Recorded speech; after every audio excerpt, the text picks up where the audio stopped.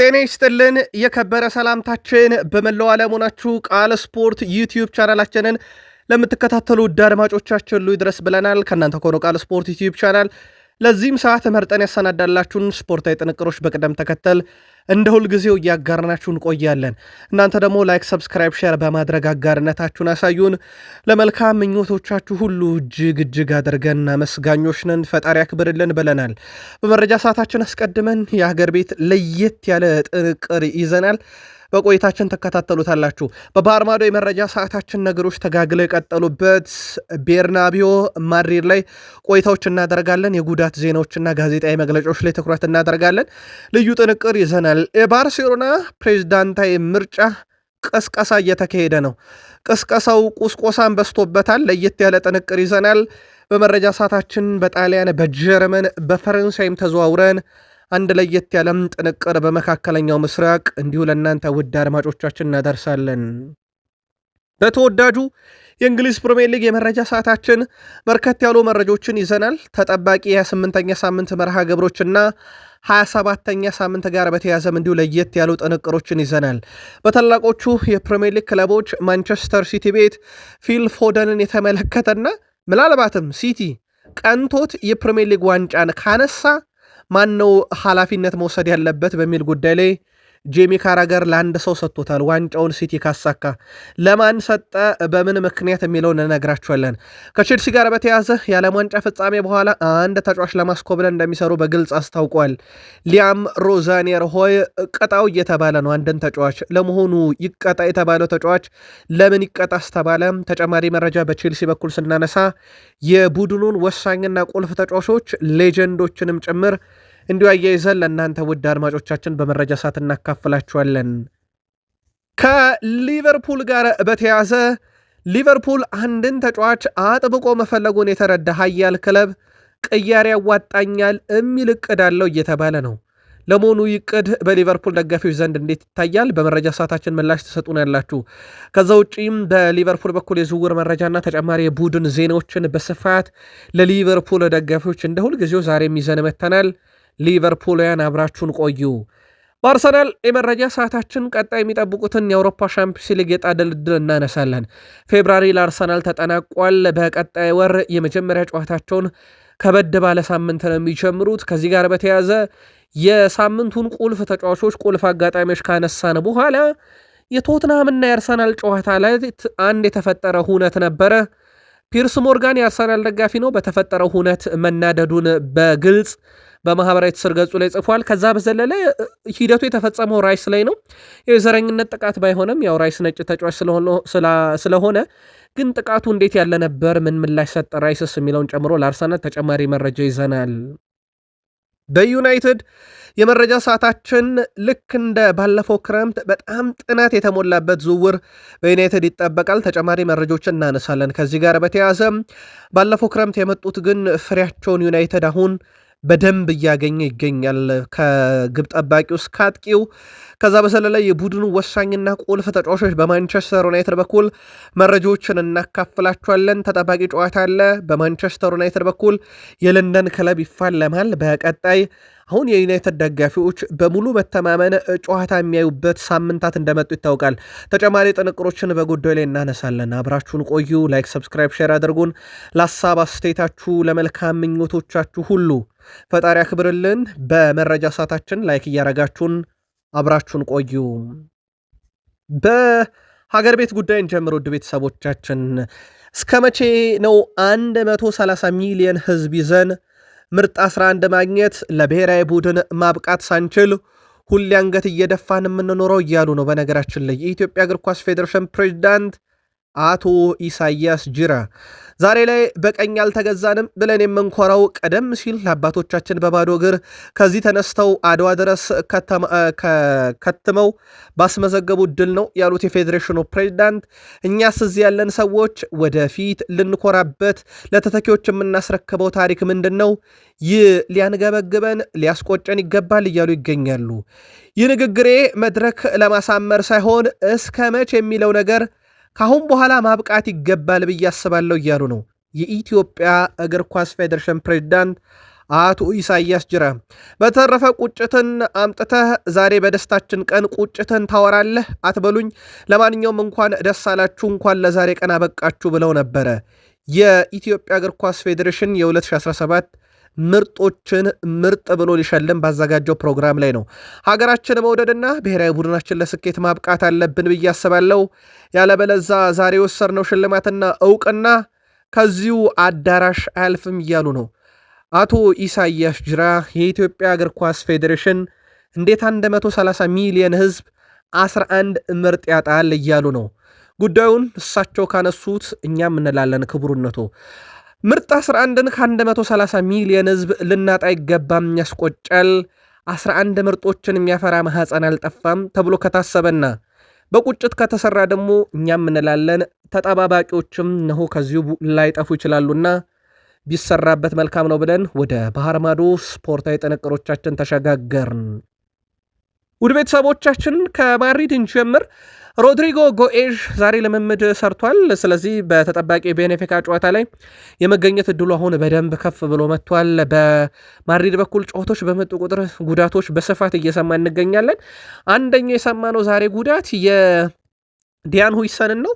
ከቡድን ስብስብ ውጭ ሆኗል። ስለዚህ የቤኔፊካ ጨዋታ ያመልጠዋል ተብሎ በትልቁ እየተጠበቀ ይገኛል። ሪያል ማድሪድ በስፋት በነገሰበትና በዓለም ዙሪያ ብራንዱን ሲገነባ አንደኛ የገነባበት መድረክ የአውሮፓ ሻምፒዮንስ ሊግ እንደሆነ ይታወቃል። በአውሮፓ ሻምፒዮንስ ሊግ ታሪክ ከ1000 በላይ ግቦችን ያስቆጠረ፣ በአውሮፓ ሻምፒዮንስ ሊግ ታሪክ 15 የአውሮፓ ሻምፒዮንስ ሊግ ዋንጫን ከተከታዩም በእጥፍ የራቀ ክለብ ነው ሪያል ማድሪድ። በጣም ወሳኙን ጨዋታ ከቤኔፊካ ጋር ሲያደርግ የመጀመሪያ ዙር ጨዋታ በማድሪድ በቪኒሺየስ ጁኒየር ብቸኛ ግብ 1-0 እየመሩት እንደሆነ ይታወቃል። ረቡዕ ምሽት በትልቁ ከሚጠበቁት ውስጥ ነው። ቪኒሺየስ ጁኒየር አጭር ብሎ ጠርቶኛል እያለ ነው ፕሪስቲያኒ። በቪኒሺየስ ጁኒየር የዘረኝነት ጥቃት ክስ የቀረበበት ጁሊያን ካፕሪስቲያኒ በይፋ በጊዜያዊነት መታገዱ ይታወቃል። ተጫዋቹ የተፈጠሩ አለመግባባት ከመፈጠሩ በፊት ቪኒሺየስ ጁኒየር በቁመቴ ቀልዶብኛል፣ እናም ይህ ጉዳይ ይታይልኝ እያለ ነው። ፕሪስቲያኒ ባቀረበው ክስ ቪኒሺየስ ጁኒየር መጀመሪያ አጭር ብሎ ሰድቦኛል በማለት ቅሬታውን እንዳቀረበ ተናግሯል። እግር ኳስ ሜዳ ላይ ሰዎች ከመጡበት አካባቢ፣ ከሃይማኖት ይዘታቸው፣ ከሚናገሩት ቋንቋ፣ ከቆዳ ቀለማቸውና ከተክለ ሰውነታቸው ጋር ተያይዞ የሚደረጉ ስድቦች ወይም ንግግሮች ተመሳሳይ አይነት ቅጣት እንዳላቸው ይታወቃልና እኔ ከተቀጣው አይቀር እኔም ተሰድቤ እኔም በማንነቴ ጥላቻ ደርሶብኛልና የፋይልኝ እያለ ይገኛል። በእርግጥ የቪኒሺየስ ጁኒየር ስም ብቻ አይደለም የኬሊያን ምባፔም ስም በዚህ ውስጥ እንደተካተተ ነው በርካታ የዜና ምንጮች እያረጋገጡ የሚገኙት። ከዚህ ጋር በተያያዘ ተጫዋቹ የት ነው በአሁኑ ሰዓት የሚለውንም እንዲሁ መረጃ ይዘናል። አብራችሁን ቆዩን። በጋዜጣዊ መግለጫ ቲቦት ኮርቷ ነበረ ከሪያል ማድሪድ በኩል የተገኘው። የሪያል ማድሪዱ ግብ ጠባቂ ቲቦት ኮርቷ ቪኒሺየስ ጁኒየር ጥቃት ደረሰብኝ ብሎ በተናገረው ነገር ላይ ጥርጣሬ የለኝም ብሏል። ቪኒሺየስ ጁኒየርን 100% አምነዋለሁ ያለው ቲቦት ኮርቷ ቪኒሺየስ ጁኒየር ከዚህ በፊት በጭራሽ የተጋጣሚን ተጫዋች በዘረኝነት ከሶ አያውቅም፣ ትክክል ስለሆነ ነው ይህንን የተናገረው ብሏል። አክሎም ዘ ስፔሻል ዋን ጆዜ ሞሪኒዮን በተመለከተ ሞሪኒዮ የቪኒሺየስን ጁኒየር ደስታ አገላለጥ ለዘረኝነት ጥቃት ሰበብ አድርገው ማቅረባቸውን በጣም አዝኜበታለሁ። ክለባቸውን መከላከላቸው ልክ ሊሆን ይችላል፣ ግን በዛ አይነት መንገድ መሆን አልነበረበትም ብሏል። ስለ ጨዋታ ያነሳው ቲቦት ኮርቷ 1-0 ጥሩ ውጤት አይደለም፣ ጎል ማስቆጠር ወደ ጨዋታ ይመልሳል ቤኔፊካን። ስለዚህ ጨዋታውን ከ0-0 የመጀመሪያ ያክል ነው የምናደርገው ብሏል። የረቡዕ ምሽት የአውሮፓ ሻምፒዮንስ ሊግ የመልሱን ጨዋታ ፕሪስቲያኒ ማድሪድ ደርሷል። ውድ ቤተሰቦቻችን አርጀንቲና የቤኔፊካ ተጫዋች ጁሊያን ፕሪስቲያኒ በጨዋታው ባይሳተፍም ከቡድን ስብስቡ ጋር ስፔን ከትሟል። ቡድኑ ማረፊያው ሆቴል ሲደርስም የሪያል ማድሪድ ደጋፊዎች ፕሪስቲያኒ ዘረኛ እያሉ በመዘመር ነው የተቀበሉት። በርከት ያለም ጥበቃ ነበረ በአካባቢው ላይ የተሰማራ። ደጋፊዎች ለአሰልጣኝ ጆዜ ሞሪኖ ግን እንኳን ተመለስክ እንወድሃለን ብለዋል። የሎስ ብላንኮች ደጋፊ በቫልዴባስ ልምምድ ማዕከል ለዘረኝነት ቦታ የለንም የሚል ግዙፍ ጽሑፍም ለጥፈዋል። እንዲሁም ቪኒሺየስ ጁኒየርን አንተ ምርጥነህ እንወዳለን፣ ይህንን ቅጽበት እንዳትዘነጋው፣ ለመነሳሻም ይሆናል፣ ከአንተ ብዙ እንጠብቃለን፣ ከጎንነን የሚሉ መልእክቶችን አስተላልፈዋል። ጨዋታው ግሏል። ውድ ቤተሰቦቻችን ገና ሳይጀመር በትልቁ ይጠበቃል። ምናልባት በማድሪድ በኩል የጨዋታውን የበላይነት ለመወጣት ቀድሞ ግን ማስቆጠር የሚኖርባቸው ጨዋታ ሊሆን ይገባል። በተለይም ደግሞ ቤኔፊካ እንዴት አድርጎ ወደ ጥሎ ማለፉ እንዲወርዱ እንዳደረጓቸው ይታወቃልና ሪያል ማድሪድን ካሁኑ በትልቁ የሚጠበቅ መርሃ ግብር ሆኗል። ቪክተር ፎንቴ ፕሬዚዳንት ናቸው። እጩ ፕሬዚዳንት ቪክቶር ፎንቴ ከሌላኛው እጩ ፕሬዚዳንት ሁዋን ላፖርታ ጋር ትንቅንቅ ውስጥ እንዳሉ ይታወቃል።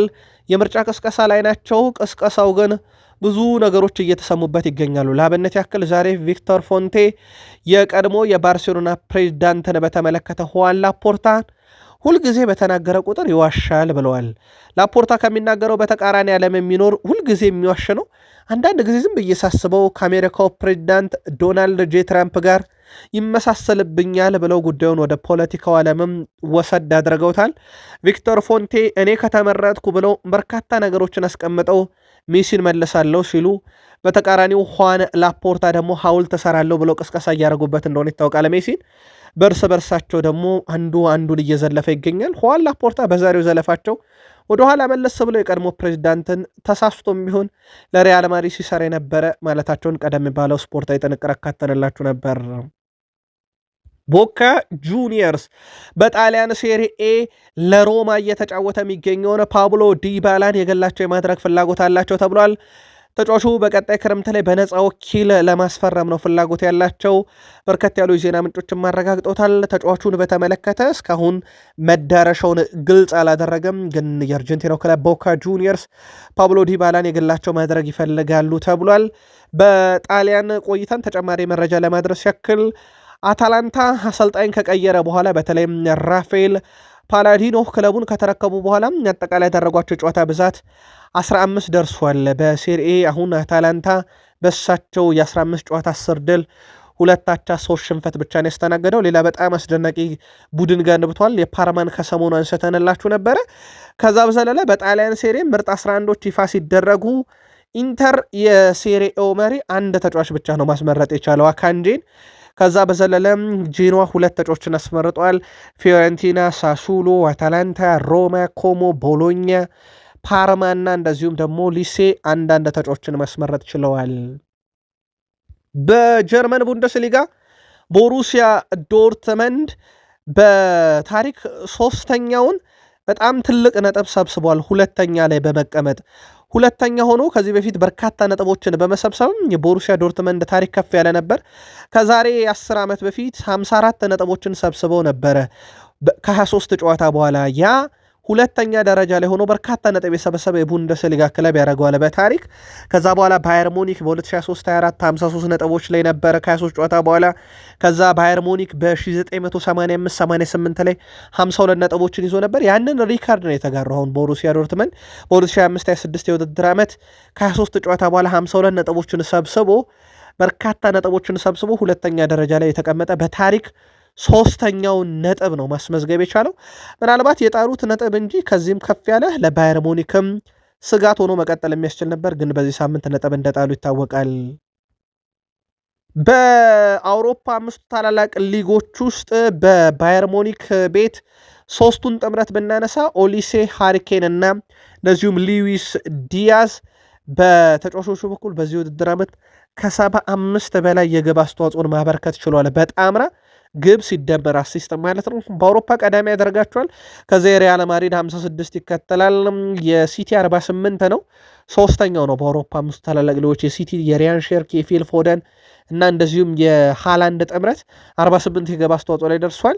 በዘንድሮ የውድድር ዓመት የባየር ሙኒክ ፊት መስመር በጣም ከበድ ያለ ነው። ይህንንም በብዙ አጋጣሚ በተለይም በጨዋታ በሚያስቆጥሯቸው የግብ ብዛቶች እንደዚሁም በቡንደስሊጋው ያላቸው የበላይነት ፍጹም ማሳያ ተደርጎ ሊወሰድ ይችላል።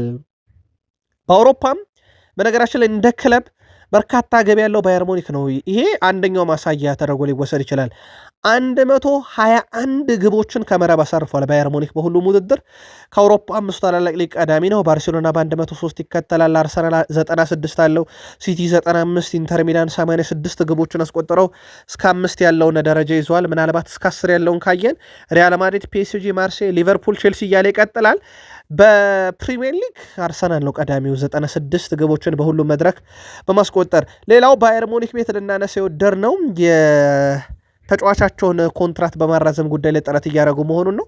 ባየር ሙኒክ የሌራንት ካርልን ኮንትራት ለማራዘም ነው ጥረት እያደረጉ የሚገኙት። እስከ 2031 ኮንትራቱን የማራዘም ፍላጎት አላቸው። ካርል በግልጽ ሳያቅማማ ያውም የባየር ሙኒክን መለያ ለብሶ እየተጫወተ ህልሜ ለማድሪድ መጫወት ነው ብሎ መናገሩ ይታወቃል። ይሄም ደጋፊውን አስቆጥቷል። ባየር ሙኒክን ደግሞ ተጫዋቹን እንዳያጡት ጥርጣሬ ውስጥ ከቷቸዋልና ኮንትራቱን ለማራዘም ድርድር እያደረጉ ነው ተብሏል። ባስገድዶ መድፈር ወንጀል በመከሰስ ባለፉት 2 ዓመታት ምርመራ ሲካሄድበት የቆየው አሽራፍ ሐኪሚ ችሎት እንዲቀርብ ታዟል። ጥፋተኝነቱ ከተረጋገጠ በነገራችን ላይ ከበድ ያለ የእስር ቅጣት ይጠብቀዋል። የካቲት 2023 በፈረንጆች አቆጣጠር በመኖሪያ ቤቱ በአንዲት ወጣት እንስት ላይ ጾታዊ ጥቃት ፈጽሟል ተብሎ የተከሰሰው አሽራፍ ሐኪሚ ፍርድ ቤት እንደሚቀርብም ሌኪፕም መረጃው አለኝ ብሏል። ስለዚህ ተጫዋቹ ፍርድ ቤት ይቀርባል ማለት ነው። ከቅርብ ጊዜ ወዲህ ከጾታዊ ጥቃት ጋር በተያያዘ በርከት ያሉ እግር ኳስ ተጫዋቾች ወደ ፍርድ ቤት እየተመላለሱ ነው። በቅርቡ የቶማስ ፓርቴን እናስታውሳለን። ከዛ አስቀድሞ እነ ቤንዲ ሲቲ ቤት የነበረው የማንቸስተር ዩናይትዱ ግሪንውድን እናስታውሳለን። በርካቶች ሮናልዶ በእርግጥ እንደዚህ አይነት ክስ ቀርቦበት እንደነበር ይታወቃል በአንድ ወቅት። አሁን ደግሞ አሽራፍ ሐኪሚ በቀጣይ ፍርድ ቤት ይቀርባል። ከፓሪስ አልወጣንም። የዛሬ 13 ዓመት በፊት እግር ኳስን ሊያቆም የመጨረሻ ክለቡ መዳረሻ ወዳደረገው ፓሪስ ሰን ዠርሜን በዛሬው ዕለት ነበር አቅንቶ ጨዋታን ያደረገው ዴቪድ ቤካም። ልክ በዛሬው ቀን ዴቪድ ቤካም ለፈረንሳይ ክለብ ጨዋታውን አደረገ። ቤካም በዛው ፓሪስ ሰን ዠርሜን ጫማውን ሰቀለ። አሁን የአሜሪካ ሜጀር ሊግ ሶከር ተሳታፊውን ክለብ ኢንተር ሚያሚን ድርሻ ገዝቶ ባለቤት እንደሆነና ሜሲንም ከዚሁ ከቀድሞ ክለቡ ፓሪስ ሰን ዠርሜን አስኮብልሎ የግሉ አድርጎ ኢንተር ሚያሚን እንዳነገሰ ይታወቃል። እሱ ግን ለመጨረሻ ጊዜ የተጫወተበት ክለብ የመጀመሪያ ጨዋታውን ያደረገው ፓሪስ ሰን ዠርሜን እነሆ ከ13 ዓመት በፊት ልክ በዛሬው ቀን ነበር። ምናልባት ፈረንሳይ ስላለን አጭር መረጃ ምናልባት ለፖል ላቤሌ ፖግባ አድናቂዎች ትኖራላችሁ ብለን በማሰብ ነው። ፖል ላቤሌ ፖግባ ወደ ልምምድ ተመልሷል። መች ይጫወታል በሚለው ጉዳይ ላይ ሞናኮች ይፋ ባያደርጉም ተጫዋቹ ግን በዛሬው ዕለት ልምምድ ሲሰራ ተመልክተናል። ተጨማሪ መረጃ ካገኘን በቀጣይ መረጃ ሰዓት እናካትተዋለን። መካከለኛው ምስራቅ ደረስን። በመካከለኛው ምስራቅ ጆዋ ፍሌክስ የሚባል ፖርቱጋላዊ በሮናልዶ አስኮብላይነት አልናስር እንደተቀላቀለ ይታወቃል።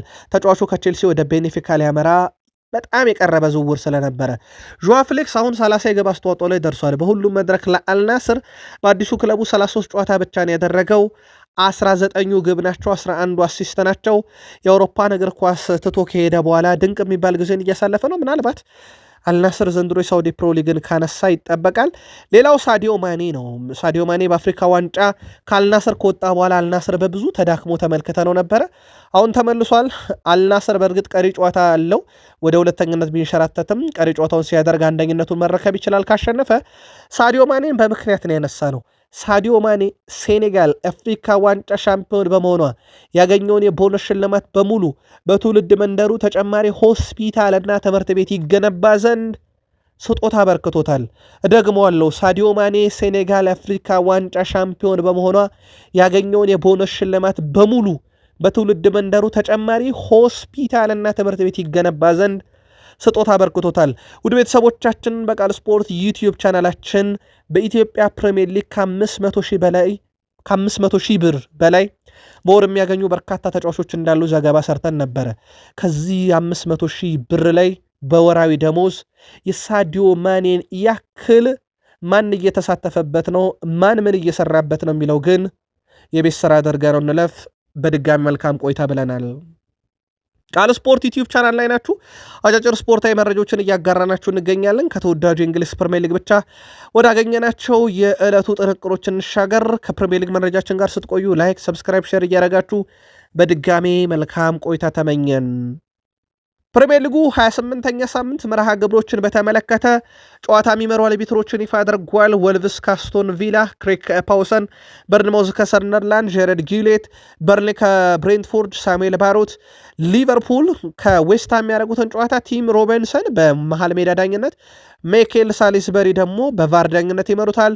ኒውካስል ከኤቨርተን፣ ስቱዋርት አትዌል፣ ሊድስ ዩናይትድ ከማንቸስተር ሲቲ የመሃል ሜዳ ዳኛ ፒተር ባንክስ ናቸው። ቫር ላይ ፖል ሃዋርድ ይመሩታል። ብራይተን ከኖቲንግሃም ፎረስት አንዲ ማድሊ፣ ፉልሃም ከቶትናም ፖል ቴርኒ፣ ማንቸስተር ዩናይትድ ከክሪስታል ፓላስ የመሃል ሜዳ ዳኛ ክሪስ ካቫና፣ በቫር ዳኝነት ደግሞ ቶኒ ሃሪንግተን። የሳምንቱ ታላቅ ጨዋታ አርሰናል ከቼልሲ የመሃል ሜዳ ዳኛ ዳረን ኢንግላንድ፣ የቫር ዳኛ ጆን ብሩክስ ሆነው ይመሩታል ማለት ነው። ጨዋታዎቹን በተመለከተና ከአልቢትሮቹ ጋር በተያዘም ተጨማሪ መረጃዎችን በተከታታይ የምናደርሳችሁ ይሆናል። የእንግሊዝ ፕሪሚየር ሊግ 27ኛ ሳምንት ሁሉም መርሃ ግብሮች ተደርገው ከተጠናቀቁ በኋላ በሳምንቱ በየቡድናቸው ምርጥ የነበሩና ለሳምንቱ ምርጥነት የቀረቡ 7 እጮችን ፕሪሚየር ሊጉ በኦፊሻል ገጹ ላይ ምረጡ ብሎ ይፋ አድርጓል። በዚህ መሰረት የአርሰናሉ ኤብሬቼ ኢዜ እና እንደዚሁም ቪክተር ጌኬሬሽ እጩ ሆነው ቀርበዋል። የክሪስታል ፓላሱ ዲያን ሄንደርሰን ግብ ጠባቂው፣ የፉልሃሙ አጥቂ ራውል ሄሜኔዝ፣ የብራይተኑ አማካኝ ጄምስ ሚልነር፣ የሲቲው የቀኝ ተመላላሽ የግራ ተመላላሽ ኒክ ኦሪየል እና የሊድሱ አማካኝ አንቶኒ ስታች በእጩነት ቀርበዋል። እነኚህ በ27ኛ ሳምንት በሳምንቱ ምርጥ እንቅስቃሴን ያሳዩ ምርጥ ተጫዋች ተብለው እጩ ሆነው የቀረቡ ናቸው። የእናንተ ምርጫ ከዚህ ውስጥ ማን ነው? በሳምንቱ ምርጥ ማን ነበር? በሀሳብ መስጫ ሳጥናችን ላይ መርጣችሁ ላኩልን። አለን ሺረርም የሳምንቱን ምርጥ 11 ይፋ አድርጓል። አለን ሺረር የሳምንቱን ምርጥ 11 ይፋ ሲያደርግ አሰልጣኝ ሚኬል አርቴታን ከአርሰናል መርጧል። በ3-4-3 የሚመስል አይነት ይዘት ያለው የጨዋታ አቀራረብ፣ ሶስቱ ተከላካይ ጀስቲን ኮግናቴና ሄንካፔ በግብ ጠባቂነት ከኋላቸው ዲን ኤንደርሰንን መርጦ ማለት ነው። 6 ቁጥር ቦታ ላይ አምፓዱና ሚልነርን መርጧል። 3 የአማካይ ስፍራ ተጫዋቾች አንቶኒ ስታች፣ ዴክላን ራይስ እና ኒክ ኦሪየል። የሲቲው ተከላካይ ፊት መስመር ላይ ቪክተር ጌኬሬሽ እና ኢብሪቼ ኢዜ ለነሱ በ10 ቁጥር ቦታ ላይ ኢዜ እናስቀመጠላቸው። ያው አሰልጣኝ የሚኬል አርቴታን መርጧል። ምናልባት የእናንተ የተለየ ካለ በሀሳብ መስጫ ሳጥናችን ላይ በቃል ስፖርት ዩቲዩብ ቻናል ልታጋሩን ትችላላችሁ። ቀደም ባለው መረጃችን የሁስኮርድ እንዲሁ ለእናንተ ውድ አድማጮቻችን አድርሰናችሁ እንደነበር ይታወቃል። በ27ኛ ሳምንት የዲኒ ሄንደርሰንን ያክል ስራ የበዛበት ግብ ጠባቂ አልነበረም። የፓላሱ ግብ ጠባቂ 7 ያለቀላቸውን ኳሶች አድኗል። ጃሊጂ ዳነሮማ 6፣ ኒክ ፖፕ በ5 ይከተሉታል። የግብ ጠባቂው ሚና ትልቅ ነበረ። ዲን ሄንደርሰን ከክሪስታል ፓላስ ጨዋታ ጋር በተያዘ ሌላው በኢልማን ንዴ በኩል ማንቸስተር ዩናይትድን ገጥሞ ኤቨርተን ቢሸነፍም በጨዋታው ላይ ግን 8 የተሳኩ ድሪብሎችን ፈጽሟል። ይሄ በቁጥር ደረጃ ካየነው በጣም ትልቅ የሚባል ነው። በአንድ ጨዋታ ላይ ተመዘገበ። ዩናይትድን ማሸነፍ ባይችሉም ግን ዩናይትድን በጣም ካስጨነቁ ተጫዋቾች ውስጥ አንደኛው ኢልማን ንዴ ነበር። ከዚህ ተጫዋች ጋር በተያዘ በነገራችን ላይ በርካታ የዝውውር ሩመር መረጃዎች እየወጡ ነበረ። ከበርካታ የፕሪሚየር ሊግ ታላላቅ ክለቦች ጋር ስሙ እየተያዘ ነበረ። በጥር ዝውውር መስኮት ላይ የኢልማን ንዴ ኤቨርተን ቆይታን በተመለከተም ቀጣይ ክረምት ላይ ነው እልባት ይሰጧል ተብሎ የሚታሰበው። በተለይም ፈላጊ ክለቦቹ ይፋዊ ጥያቄ የሚያቀርቡ ከሆነ ኤቨርተን ተጫዋቹን ለማቆየት በብዙ ይቸገራል። መረጃውን ለማንኛውም ያገኘነው ከሁስኮርድ ላይ ነው። በእንግሊዝ ፕሪሚየር ሊግ አሁን ቶፕ 4 ውስጥ ከሚገኙ ቡድኖች በጣም ዝቅተኛውን ገንዘብ ያወጣው አስቶን ቪላ ነው። 48 ሚሊዮን ዩሮ አውጥቷል ለዝውውር ባለፉት 3 ዓመታት። ውድ ቤተሰቦቻችን 48 ሚሊዮን ዩሮ አውጥቷል ከወጪ ቀሪ ማለት ነው። ከዛ በኋላ ዝቅተኛ ወጪ ያወጣው ሲቲ ነው ወደ 422 ሚሊዮን ዩሮ። ከዛ አርሰናል ወደ ማንቸስተር ዩናይትድ 453 ሚሊዮን ዩሮ፣ አርሰናል 471 ሚሊዮን ዩሮ ባለፉት 3 ዓመታት ወጪ ያደርገዋል። ምናልባት አስቶን ቪላ ዋንጫውን ቀንቶት የሚበላ ከሆነ በጣም አነጋጋሪው ቡድን ይሆናል። ሲቲም ከአርሰናልም ከማንቸስተር ዩናይትድም 4 ውስጥ ካሉት ውስጥ በጣም ዝቅተኛ የወጣው ነው። ከሁለቱ ደግሞ ሀያላን ክለቦች የፔፕ ጋርዲዮላ ቡድን በእርግጥ ብዙ እንዲያወጣ አሁን ላይ ላይገደድ ይችላል። ምክንያቱም ከስር ከተኪ እያመጡ የሚተኩት ቡድን ስለሆነ በአንድ ጊዜ በርካታ ቁልፍ ተጫዋቾችን የማምጣት ግዴታ የማይጠበቅበት ቡድን ነው የጋርዲዮላ ቡድን። የተወሰኑ 2-3 ጥራት ያላቸውን ተጫዋቾች ሲያመጡ ቡድኑ ሙሉ ይሆናል። በየዓመቱና በየዝውውር መስኮቱ ያንን ያደርጋሉ። ከአምና ጥር ጀምሮ የተፈጸሙ ዝውውሮችና የዘንድሮንም ጥር ብታዩ ተመሳሳይ ሂደት የተከተለ ነው። አብዛኞቹ ቀሪዎቹ የፕሪሚየር ሊግ ክለቦች ግን በአንድ የዝውውር መስኮት ነው። በርካታ ከዋክብትን ያመጣሉ፣ ይሞክራሉ። ቀጣይ ክረምት ላይ ሸጧቸዋል። እንደገና ሌላው ኮከቦችን ያመጣሉ። ሲቲ ቤት ግን እንደዛ አይደለም ነገሮች። በጊዜ ሂደት እየተገነባ የመጣ ቡድን ስለሆነ አሁን ላይ ብዙ ወጪ የሚያስገድደው አይነት ቡድን አይደለም።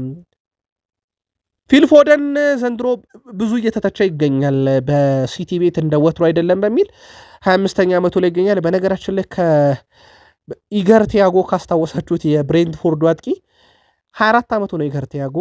የፎደን 25 ነው። ዛሬ መነጋገር የነበረ ከእድሜያቸው ጋር በተያዘ ፊል ፎደን ዘንድሮ በፕሪሚየር ሊግ 24 ጨዋታን አድርጓል። ለሲቲ 10 የግብ አስተዋጽኦ ነው በፕሪሚየር ሊጉ ያለው።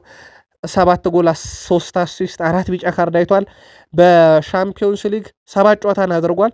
2 ጎል፣ 1 አሲስት፣ 3 የግብ አስተዋጽኦ አለው። በጣም የቀነሰ ቁጥር ነው። በርካቶች ግን በተለይም ዛሬ ጄሚ ካራገርን ጨምሮ ሲቲ ዋንጫ ከበላ ቀንቶት ዋንጫ ከበላ ጃሊጂ ዳናሮማ ትልቅ ክሬዲት ይገባዋል እያሉ ነው። በተለይም ጄሚ ካራገር ሲቲ ቀንቶት በአመቱ መጨረሻ ዋንጫ ከበላ ሊቨርፑል ላይ ያቺን ኳስ የማካሊስተርን ጃሊጂ ዳናሮማ ያስዳነበት መንገድ ለዋንጫው ተርኒንግ ፖይንት ናት ብዬ ነው የማስበው። ያቺ መጨረሻ ላይ ያዳናት ኳስ መቼም አትረሳም ብሏል። በእርግጥ ጋርዲዮላም ጨዋታው እየተከናወነ ጃሊጂ ዳናሮማ ኳሷን ሲያድናት እንዴት እንዳዳና ቅጽበቱንም ሁሉ ደግሞ ሲያሳዩት እንደነበር ይታወቃል። ዩሊያን አልቫሬዝን በተመለከተ በርካታ ፈላጊዎች አሉት። የፈላጊ ችግር የለበትም። አሁን ላይ ራሱ ክለቡ አትሌቲኮ ማድሪድም የማቆየት ፍላጎት እንዳለ ሆኖ በቼልሲ በኩል ተጫዋቹን ከዓለም ዋንጫ በኋላ ለማምጣት ነው ፍላጎት ያላቸው። በተለይም በዓለም ዋንጫ ቆይታው ወቅት ላይ እንግዲህ ከአርጀንቲና ብሔራዊ ቡድን ጋር እንደሚሄደው ርቀት ተመርኩዞ ቼልሲዎች ተጫዋቹን ለማምጣት ጥረት ያደርጋሉ ተብሏል። በኮፓ አሜሪካ ጨዋታ ላይ በነበረ ሰዓት ነው አትሌቲኮ ማድሪዶች ተጫዋቹን እዛው ያሳመኑት። ቼልሲም ተመሳሳዩን ስትራቴጂ ሊጠቀም ይመስላል። መረጃው የሞንዶ ዲፖርቲቮ ነው። የስፖርት ጋዜጠኞች ከሆኑት ውስጥ አንደኛው ጆንስ ቡት ይጠቀሳል። ዛሬ አንድ ጽሁፍን ይዞቶ መነጋገሪያ ሆኗል። በማህበራዊ ትስስር ገጹ ላይ ያሰፈረው ጽሁፍ ደግሞ በኮል ፓልመር በኩል ከሰሞኑ ተቀይሮ ሲወጣ የሰጠውን ምላሽ አልወደድኩትም በሚል ነው። በዛ ላይ ደግሞ ምርጥ ብቃቱን እያሳየ ያልሆነ ተጫዋች፣ ሜዳ ላይ ጥሩ ያልሆነ ተጫዋች፣ በርካታ ኳሶችን የሚያመክነ ተጫዋች እና ቼልሲ በዛ ችግር ውስጥ ሆኖ ለምን ወጣው ብሎ ቅሬታ ማቅረቡ እኔ አናዶኛል ብሏል። ሊያም ሮዘኔር የሰጠው ምላሽ ሊያም ሮዘኔር በግልጽ ሊነግሩት ይገባል። ምርጥ ያልሆነ ተጫዋች ይቀየራል፣ በጨዋታው ምርጥ ስላልሆን ተቀይረውታል ብለው በግልጽ ሊነግሩት ይገባል እያለ ነው። ጆኖቢ ሚካኤል ደግሞ ሌላ ትኩሳት የሆነ ንግግር ነው በኮል ፓልመር ላይ ያነሳው። ኮል ፓልመር በቼልሲ ደስተኛ አይደለም ብሏል። ከአስቸጋሪ ጉዳት ነው የተመለሰው። ወደ ቀድሞ አቋሙ ገና አልተመለሰም። ስሙ ከዩናይትድ ጋር እየተያዘ ነው። አሁን ኮል ፓልመር ጥሩ ሁኔታ ውስጥ ያለ አይመስለኝም ብሏል። በተለይም ከዩናይትድ ጋር ስሙን መነሳትም እንደ አንድ አብነት ጠቅሶት ማለት ነው። በ27ኛ ሳምንት በእንግሊዝ ፕሪሚየር ሊግ ከቼልሲ ጋር በተያዘ በጣም ውድ ነጥብ የጣለበት ያውም እየመራ የጣለበት ጨዋታ እንደነበረ እናስታውሳለን። ከዚህ ጋር በተያዘ ውድ ቤተሰቦቻችን ዦዋ ፔድሮ በርካታ ትልልቅ የግብ ዕድሎችን በመፍጠር ቀዳሚ ተጫዋች ሆኗል። 2 ትልልቅ የግብ ዕድሎችን ፈጥሯል። በእርግጥ የሊድሱ ጄደን ቦግሊ በተመሳይ 2 ትልልቅ የግብ ዕድሎችን ፈጥሯል። የቼልሲው ተጫዋች ግን 2 ትልልቅ የግብ ዕድሎችን ቢፈጥርም ያው አንዱ አሲስት ሆኖለት ተቆጥሮለታል። ግን ቡድኑ ነጥብ እንዳላገኘ ይታወቃል። ከዛ በዘለለ ከቼልሲ ጋር በተያዘ ግን ውጤት ለማጣታቸው እንደ ምክንያት ያለው ሚካ ሪቻርድስ የቀድሞ የሲቲ ተጫዋች ቼልሲ የቆመ ኳስ አይደለም እየተቆጠረበት ያለውም ችግር እየፈጠረበት ያለው ይልቁንስ ክሮስ የሚደረጉ ወይም በጨዋታ እንቅስቃሴ ወደ ቼልሲ ሳጥን ውስጥ የሚጣሉ ኳሶች ለቼልሲ ፈተና ናቸው። እሱን መከላከል ላይ ማተኮር አለባቸው ብሏል። የቡድኑ ቁልፍ ተጫዋች ኤስታቪዮን በተመለከተ ነገሮች አሁን በቼልሲ በጣም ከከበዱት ነገሮች ውስጥ 2 ነገሮች፣ አንዱ ቋንቋ ነው እንግሊዝኛ፣ ሁለተኛው ቅዝቃዜው ነው። ቋንቋ ግን እየለመደ መሆኑን ተናግሮ በሳምንት ክላሶችን እየወሰደ ግን የአየር ሁኔታው በጣም እንደከበደውም እንዲሁ ተናግሯል። ከሊቨርፑል ጋር በተያዘም ከሰሞኑ አንድ መረጃ እየወጣ ነበረ። በተለይም የሳላ ተተኪ ይሆን ዘንድ በሊቨርፑል ዘንድ የተያዘ አንድ ተጫዋች አለ፣ ሮድሪጎ ጎኤሽ የማድሪዱ ኮከብ። ሪያል ማድሪድ ግን ሮድሪጎ ጎኤሽን በሊቨርፑል የሚጠየቁ ከሆነ አንድ እቅድ አላቸው እየተባለ ነው። ለማድሪድ ቅርብ የሆኑ ምንጮች ዶሚኒክ ሶቦስላይን በቅያሬ መውሰድ ይፈልጋሉ ተብሏል። አስታውሱ ከሰሞኑ የሃንጋሪው ብሔራዊ ቡድን አሰልጣኝ የዶሚኒክ ሶቦስላይን ሀገር የሚያሰለጥኑት አሰልጣኝ የዶሚኒክ ሶቦስላይ ህልም ለሪያል ማድሪድ መጫወት ነው ብለው ነበረ። ነገርየው በጣም እየተገጣጠመ ይመጣ ይመስላል። ምናልባት የሮድሪጎ ጎኤሽን ዝውውር ከማድሪድ ፈልገው በተለይም ሳላን ለመተካት ጨክኖ የሚሄዱ ከሆነ ሊቨርፑሎች ያው የሚጠየቁት ተጫዋች ከገንዘብ በተጨማሪ ወይም ገንዘቡ እንዳለ ሆኖ ዶሚኒክ ሶቦስላይ ነው ይሆናል። ምናልባት ገንዘቡን የሚከፍለው ሊቨርፑል ነው ወይስ ማድሪድ ነው የሚለው ሌላ ጉዳይ ነው። ግን የዶሚኒክ ሶቦስላይ ስም መነሳቱ አይቀርም እየተባለ ነው። ምናልባት ይህን ዝውውር ሊቨርፑልያን ጥሩ ነው ብላችሁ ታስባላችሁ? የምልከታችሁን አጋሩን። በሳምንቱ በርካታ የግብ ዕድሎችን በመፍጠር ትልልቅ ባይሆኑም እንደ አጠቃላይ በርካታ የግብ ዕድሎችን በመፍጠር ዶሚኒክ ሶቦስላይ ቀዳሚው ነበር፣ 5 የግብ ዕድሎችን በመፍጠር። ሌላው ከዙር ጋር በተያዘ ሊቨርፑሎች የአንቶኒ ጎርደን ሁኔታ ከሚከታተሉ የፕሪሚየር ሊግ ክለቦች አንዱ መሆኑ እየተነገረለት ይገኛል። የተጫዋቹ ዝውውር ግን ቀላል የሚባል አይደለም። ኒካስል ዩናይትድ ከ100 ሚሊዮን ፓውንድ በላይ ያወጣል ተጫዋቻችን የሚል ምልከታ አላቸው። ከዚህ ጋር በተያዘ በዝርዝር ውስጥ ስላካተተ ብቻ ሊቨርፑል ያመጣዋል ተብሎ ባይጠበቅም በዝርዝር ውስጥ ተካቷል። በተለይም ሊቨርፑል ቀጣይ ከቡድኑ የሚሰናበቱ ተጫዋቾች መኖራቸው አይቀሬ ነውና ተተኪዎች ላይ ትኩረት እያደረጉም እንደሆነ ይታወቃል። ጄሚ ካራገር ሌላ ያነሳው ነጥብ በእንግሊዝ ፕሪሚየር ሊግ እስካሁን ከተጫወቱ ወይም እስካሁን ካዩዋቸው ምርጥ ግብ ጠባቂዎች ብሎ በአንደኝነት ፒተር ቼክን መርጧል። ሁለተኛ ፒተር ሽማይከልን መርጧል። ሶስተኛ አሁን እየተጫወተ የሚገኘውን አሊሰን ቤከርን ከሊቨርፑል መርጦታል። ከዚ ዩናይትዱን ዳቪድ ዴሃ በቼልሲ በነበረ ሰዓት ቲቦት ኮርቷን፣ ኤድዊን ቫንደርሰንን ስድስተኛ፣ ኤደርሰን ሞራይስን ሰባተኛ፣ እንደዚሁም የቀድሞ የኤቨርተን ግብ ጠባቂ ኔቪል ሹተር በማንቸስተር ሲቲ እና በአርሰናል ዴቪድ ሲማን እናውቀዋለን። በሊቨርፑል እና በአስቶን ቪላ ፔፔሬና 10ኛ ደረጃ መርጦታል። አሁን ግብ ጠባቂው ነው በፕሪሚየር ሊጉ እያገለገሉ ከሚገኙት ውስጥ ግን አሊሰን ቤከር በጣም ምርጡ ነው ብሎ መርጧል። ጄሚ ካራገር የቀድሞ የሊቨርፑል ተጫዋች እንደነበረ ይታወቃል። ምናልባት ሀሳቡን ስላነሳ ነው። ግን የእናንተ የምንጊዜም ካያችሁት ምርጡ ግብ ጠባቂያችሁ ማን ነው? በሀሳብ መስጫ ሳጥናችን ላይ ጻፉልን። ሪዮ ንጉማ ከሰሞኑ ስሎትን ያስተቸ በተለይም ሊቨርፑል ድል ሲያደርግ በጨዋታ ላይ የፈጠረው ተጽዕኖ 13 ደቂቃ ብቻ አይገባውም ከዛ በላይ ይገባዋል ያስባለ ነበረ።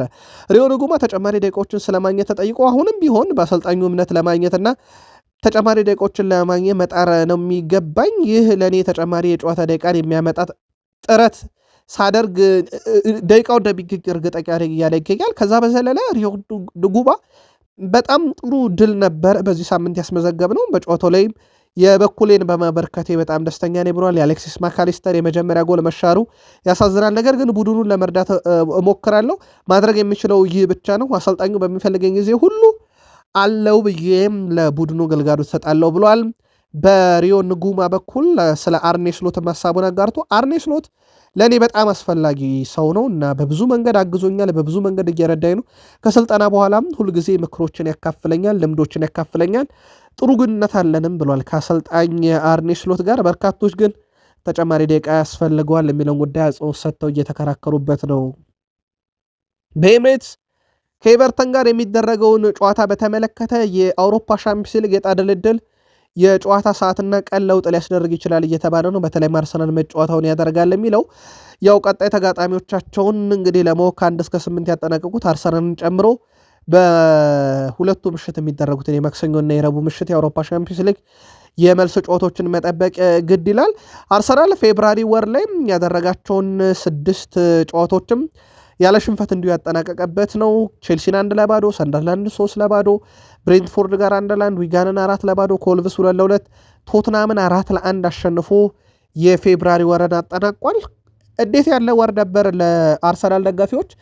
በሀሳብ ሳጥናችን ላይ ያጋሩን። አርሰናል አሁንም የፕሪሚየር ሊግ መሪ በ5 ነጥብ ልዩነት፣ ያው ሲቲ ቀሪ ጨዋታ እንዳለ ሆኖ ማለት ነው። አርሰናልን የዋንጫ ጉዞ ላይ የራሳቸውን የሆነ ተጽዕኖ ሊያሳድሩ የሚችሉ ጨዋታዎች ውስጥ አንደኛው ቼልሲ ነው። ቼልሲን አርሰናል በካራቦ ካፕ በኤምሬትስም በስታንፎርድ ብሪጅም በ25 ቀን ገደማ ልዩነት አግኝቶ በሁለቱም ጨዋታ ረቶታል። አርሰናል ያውም ለዋንጫ ለማለፍ የነበረ ጨዋታ ነው። ሊያም ሮዛነር ቼልሲን ከተረከቡ በኋላ በሁለት ጨዋታ ብቻ ነው የተሸነፉት፣ በአርሰናል ነው። አሁን የፊታችን እሁድ የሚያደርጉት ጨዋታ ግን ሌላ አውድ ያለው የፕሪሚየር ሊግ ጨዋታ ነው። ደርቢ ነው። በእርግጥ ቶትናም ከአርሰናል የሚያደርጉትን የደርቢ ያህል ትንቅንቅ ባይኖረውም ጨዋታው ግን ደርቢም ነው፣ የለንደን ደርቢ። ሁለቱም ትልቅ ክለቦች የሚያደርጉት ጨዋታ ነው። ለዚህ ጨዋታ የሚመሩት አልቢትር ዳረን ኢንግላንድ ሆነዋል። ቼልሲ ከአርሰናል የሚያደርጉት ጨዋታ በነገራችን ላይ የፊታችን እሁድ በኤምሬትስ ምሽት 1 ሰዓት ከ30 ደቂቃ ሲል የሚጀምር መርሃ ግብር ነው። ተከታታይ መረጃዎችን በዚህም ጨዋታ ዙሪያ ለአርሰናልም ለቼልሲም ደጋፊዎች እናጋራለን። በዚህ ሳምንት በተደረጉ የፕሪሚየር ሊግ ጨዋታ ፔሮ ሄንካፔ 7 ታክሎችን በመፈጸም ቀዳሚ ተጫዋች ሆኖ አጠናቋል። በሳምንቱ በጣም ምርጥ ነበረ ፔሮ ሄንካፔ። አርሰናል በክረምት ካመጣቸው ተጫዋቾች ከአብዛኞቹ ትልልቅ የሚባሉ ፍሬዎችን አግኝቷል። ምንም ጥርጥር የለው። ፔሮ ሄንካፔም በ27ኛ ሳምንት ብቻ ሲሆን አጠቃላይ ባገኛቸው እድሎች ጥሩ ነበር። በ27ኛ ሳምንት ደግሞ በርካታ ታክሎችን የፈጸመና ስኬታማው ነበረ። ሌላው ዩሊያን ቲምበር ነው። ከክፍት ጨዋታ በርካታ የግብ ዕድሎችን በመፍጠር ቀዳሚ ሆኗል። በእርግጥ የእሱን ያህል ቁጥር እነ ሞርጋን ጊብስ ዋይት፣ እነ ጁኒየር ክሩፒ፣ ዶሚኒክ ካልቨርት-ሊዊን፣ እነ ጀረድ ቦውን እና ዶሚኒክ ሴቦዝ ላይ ሶስት የግብ ዕድሎችን ፈጥሯል። ተከላካይ ሆኖ ነው ዩሊያን ቲምበር ያንን ያደረገው። በቡካዮ ሳካ በኩል ብናይ ውድ ቤተሰቦቻችን ከተቃራኒ ሳጥን ውስጥ ገብቶ በርካታ ኳሶችን በመንካት የቡካዮ ሳካን የሚስተካከል የለም። በዚህ ሳምንት 18 ኳሶችን በቶትናም ፍጹም ቅጣት ምት መምቻ ሳጥን ውስጥ ነክቷል።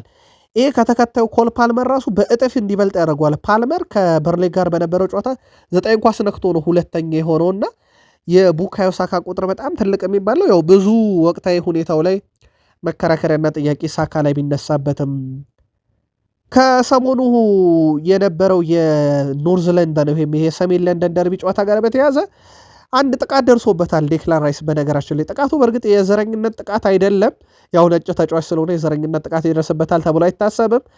ግን በአንድ ነገር ጥቃት ደርሶበታል። ይሄውም በተጫዋቹ ባለቤት ዙሪያ አንድ ደጋፊ የወጣ ኳስ ሊያመጣ በሄደ ሰዓት የሚስቱን ምስል እያሳየ በሚስቱ ላይ ተሳልቆበታል ዴክላን ራይስ ላይ።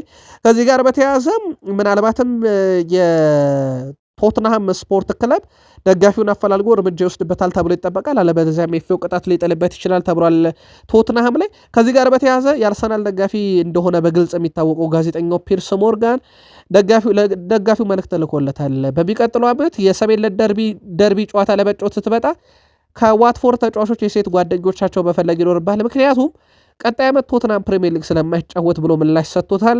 ዴክላን ራይስን ካነሳን ግን በሁሉም ውድድሮች ለአርሰናል ከፍተኛ የአሲስት ባለቤት ነው። 8 አለው። ትሮሳርድ በ7 ይከተሏል። ኦዴጋርድ በ6 ሶስተኛ ነው። ዴክላን ራይስ በሳምንቱ ስህተት ቢሰራም ለግቧ ምክንያት ቢሆንም ግን በጨዋታው ላይ በጣም ድንቅ ብቃት ነበር ያስመለከተን። ከዩናይትድ ጋር በተያዘ ባለፈው ክረምት ላይ በጣም ጥናት የተደረገባቸውን ትልቅ ዝውውሮች ፈጽሟል። አሁን ውጤታቸው በትክክል ሜዳ ላይ እየታየ ይገኛል። በተለይም አዲሱ አሰልጣኝ ካሪክ ቡድኑን ከተረከበ በኋላ ቀጣይም ክረምት ላይ የዩናይትድ ቦርድ ተመሳሳይ በጣም የተጠኑ ዝውውሮችን ማድረግ ይፈልጋሉ። አንዱ እየተከታተሉት የሚገኙት የበርካቶችን ቀለብ የሳበውን የቶትናም ሆትስፐርሱን ተከላካይ ሚኪ ቫንደቪንን ነው። ሊቨርፑል የተጫዋቹ ፈላጊ እንደሆነ ያመኑት አንሄ ፖስቴኮግሉ ናቸው። እሳቸው ከቶትናም አሰልጣኝነት እንደተሰናበቱ ይታወቃል። ቀደም ብሎ ግን ሊቨርፑል እንደሚፈልገው አውቃለሁ፣ እኔ አባቱን አነጋግሬ ነው ወደኛ ያመጣሁት ማለታቸው ይታወቃል። አሁን ደግሞ ሌላኛው ማንቸስተር ዩናይትድ የተጫዋቹ ፈላጊ ሆኖ ብቅ ብሏል። በቀጣይ በዝውውር ጉዳይ ላይም ከቶትናም ከተጫዋቹም ጋር ለመነጋገር እቅድ ይዟል ተብሏል። የዩናይትድ የክረምት ፈራሚዎች ውስጥ አንደኛው ቤንያሚን ሼሽኮ ነበር። ቤንያሚን ሼሽኮ በነገራችን ላይ በሊጉ ብዙ ኢላማውን የጠበቀ የግብ ሙከራ በማድረግ ቀዳሚው ሆኗል። ከሚሞክራቸው ሙከራዎች ውስጥ ቤንያሚን ሼሽኮም በማንቸስተር ዩናይትድ መለያ 51.8% የሚሆኑት ኢላማቸውን የጠበቁ ናቸው። ይሄ በጣም ትልቅ የሚባል ነው። በተለይም በ90 ደቂቃ ደግሞ 1.9 ሙከራን ያደርጋል። ይሄ ከየትኛውም ተጫዋች በላይ ያደርጓል። የሚጫወተው ደቂቃ በጣም ትንሽ ስለሆነ ነው። ያው ደቂቃን ካነሳን ተቀይሮ ነው የሚገባው በማይክል ካሪክ ስር በነገራችን ላይ አንድም ጨዋታ ቋሚ ሆኖ አልጀመረም በፕሪሚየር ሊግ። 3 ጎሎችን ግን ከተቀያሪ ወንበር እየተነሳ ለዩናይትድ ማስቆጠሩ አይዘነጋም። ሴላመንስ በኤቨርተን ጨዋታ 43 ኳስ ነክቷል። ከነኛ 43ቱ አራቱን ፓንች አድርጎ አውጥቷቸዋል፣ በቦክስ መጥቶ አስወጥቷቸዋል ኳሶቹን። አራቱን ደግሞ በማዳን ደረጃ ነው። ምንም አይነት ግብ እንዳላስተናገደ ይታወቃል። ከዚህ ጋር በተያዘ ሴላመንስ ለማንቸስተር ዩናይትድ መጫወት ከጀመረበት ጊዜ አንስቶም በፕሪሚየር ሊጉ ከየትኛውም ግብ ጠባቂ በላይ በርካታ ጎል መሆን የሚችሉ ሙከሮችን አድኗል። በማንቸስተር ዩናይትድ እንግዲህ እንዳጠቃላይ እሱ ወደ ግብ ጠባቂነት መምጣት ሲደመር ቡድኑ መሻሻሉም ይሄ ጥሩ ቁጥር እንዲመጣ ምክንያት ሆኗል። በጨዋታ በአማካኝ ውድ ቤተሰቦቻችን 5.6 ሙከራዎችን ያድናል።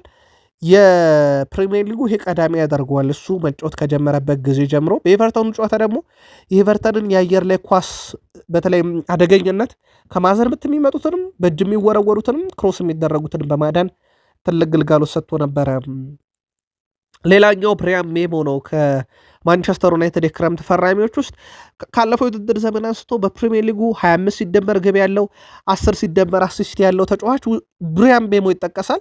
ከእሱ ጋር ልንጠቅሳቸው የምንችለው ሁለት ተጫዋቾችን ብቻ ነው፣ ሳላህና ሃላንድ። ሳላ በሊቨርፑል፣ ሃላንድ በሲቲ 25 ሲደመር ግብ 10 ሲደመር አሲስትን በእንግሊዝ ፕሪሚየር ሊግ ካለፈው የውድድር ዘመን ጀምሮ አበርክተዋል። በዩናይትድ ዘንድሮ ከፍተኛው ግብ አስቆጣሪ በፕሪሚየር ሊግ ብሪያን ምቤሞ እንደሆነ ይታወቃል። ድንቅ ጊዜን እያሳለፈ ነው በማንቸስተር ዩናይትድ፣ ምንም ጥርጥር የለውም። ዩናይትድ በሚቀጥለው የውድድር ዓመት የአውሮፓን ትኬት ይቆርጥ ዘንድም ተስፋ ከተጣለባቸው ለቡድኑ ጉዞ አንደኛው ብሪያን ምቤሞ ነው። በዚህ ሳምንት ኤቨርተን ድል ባደረጉበት ጨዋታ የጨዋታውን ልዩነት ፈጣሪ ግብ ቤንያሚን ሼሽኮ ሲያስቆጥር አሲስት ያደረገለት እንዲሁ ብሪያን ምቤሞ እንደነበረ የሚዘነጋ አይደለም። በአርሰናል ላይ ያስመዘገብነው ድል በእግር ኳስ ህይወቴ ለእኔ መቼም ማረሰው ትልቁ ድል ነው ብሏል ማቲያስ ኩኛ። አርሰናል ጠንካራ ቡድን ቢሆንም እኛ በኤምሬትስ ምርጥ ነበርን። በወቅቱ ተመርተን እያለ እንኳን በጭራሽ ተስፋ አልቆረጥንም ወይም የጨዋታ እቅዳችንን አልቀየርንም። በዋነኝነት የአሸናፊ መንፈስ ሊኖረን ይገባል። ያ ጨዋታ ብዙ ነገር የተማርንበት ነው ብሏል። ካሪክ ስለ ማቲያስ ኩኛም ሲናገሩ በተለይ ማሰልጠኙ ማለት ነው ለቡድን ይሄ ለአንድ ቡድን በጣም የሚያስፈልግ ጥራት ያለው ተጫዋች ብለው ደግሞ ወድሰውታል ማይከል ካሪክ። እንደውም በዚህ ሳምንት ከነበረ ጨዋታ ጋር በተያዘ ከኤቨርተኑ ድል ጋር በተያዘ ማቲያስ ኩኛ ወደኋላ ተመልሶ ኳስን አደራጅቶ ቢወጣ በመከላከል የነበረበትን ኃላፊነት በጥሩ ሁኔታ የተወጣ በጨዋታውም ላይ በጣም ጠንክሮ የሰራና ይሄ ሽፋን በመስጠት ደረጃ በተለይም ተከላካዩን ምርጥ ነበር ብለው አሞካሽቶታል። እሱ ደግሞ የአርሰናሉን ጨዋታ መቼም ማረሰውም እያለ ነው። በጨዋታው ላይ ለዩናይትድ የአሸናፊነቷን ግብ ኤምሬትስ ላይ ያስቆጠሩ እሱ ነበር። በዚህ ሳምንት ደግሞ ኤቨርተን ላይ የቤንያሚን ሼሽኮ ግብ ስትቆጠር ከራሱ የሜዳ ክፍል ላይ ረጅሙን ኳስ አሲስት ላደረገለት ብሪያን ምቤሞ ያቀበለ እሱ እንደነበረ የሚዘነጋ አይደለም። ሼሽኮ ጫናውን እፈልገዋለሁ ብሏል። የማንቸስተር ዩናይትድ የፊት መስመር ተጫዋች ቤንያሚን ሼሽኮ ጫናዎች ያስፈልጋሉ ብሏል። ሼሽኮ ሀሳቡንም ሲሰጥ ለእኔ ጥሩ ተጫዋች ለመሆን ከውጭ ያሉት ጫናዎች ያስፈልጉኛል ብሏል። ከሰሞኑ በጥሩ እድገት ላይ የሚገኘው ተጫዋቹ ይህን የመሰለ ጫና እንደ ትልቅ እድል እንደሚቆጥረውም ተናግሯል። ሼሽኮ አክሎም በከፍተኛ ደረጃ መጫወት ለሚፈልግ ሰው ጫና ያስፈልጋል ብሏል። በነገራችን ላይ ሼሽኮ ብዙ የማህበራዊ ሚዲያ ተጠቃሚ አይደለም። መጽሐፍትን በማንበብ በተለይም በጣም አነቃቂ የተባሉ መጽሐፍትን በማንበብ ይታወቃልና ሚዲያው ላይ ስለሱ ምን እየተባለ እንደሆነ በርካታ መረጃዎችን አያይም። ያ ለእግር ኳስ ህይወቴ ጥሩ ነው ብሏል። ማይከል ካሪክም ስለ ተጫዋቹ ሲናገሩ ከእሱ ጋር በርካታ ውይይቶችን አድርጌያለሁ። በጣም ታጋሽ፣ በጣም የተረጋጋ ነው። ለረጅም ጊዜ ለእኛ ወሳኝ ተጫዋች እንደሚሆን እርግጠኛ ነኝ ብለዋል። በቀጣይ ሳምንት ከክሪስታል ፓላስ ጋር ጨዋታ ያደርጋሉ ማንቸስተር ዩናይትዶች። በዛ ጨዋታ ላይ ቋሚ ይሆናሉ የሚለው በትልቁ እየተጠበቀ ነው። ያንን ጨዋታ ደግሞ ክሪስ ካቫና በመሃል ሜዳ ዳኝነት ይመሩታል። ዳኛው ባለፈው ሳምንት በአስቶን ቪላና በኒውካስል ዩናይትድ መካከል የነበረውን የኤፍ ኤ ካፕ ጨዋታ መርተው ባሳለፉት አነጋጋሪ ውሳኔ ምክንያት የ27ኛ ሳምንት ጨዋታ እንዳይመሩ ታግደው ነበረ። አሁን ግን የዩናይትድን ጨዋታ ይመሩታልና ተዘጋጁ ተብለዋል። ውድ ቤተሰቦቻችን ቃል ስፖርት ዩቲዩብ ቻናል እዚህ ጋር በቃል ሰናይ ጊዜ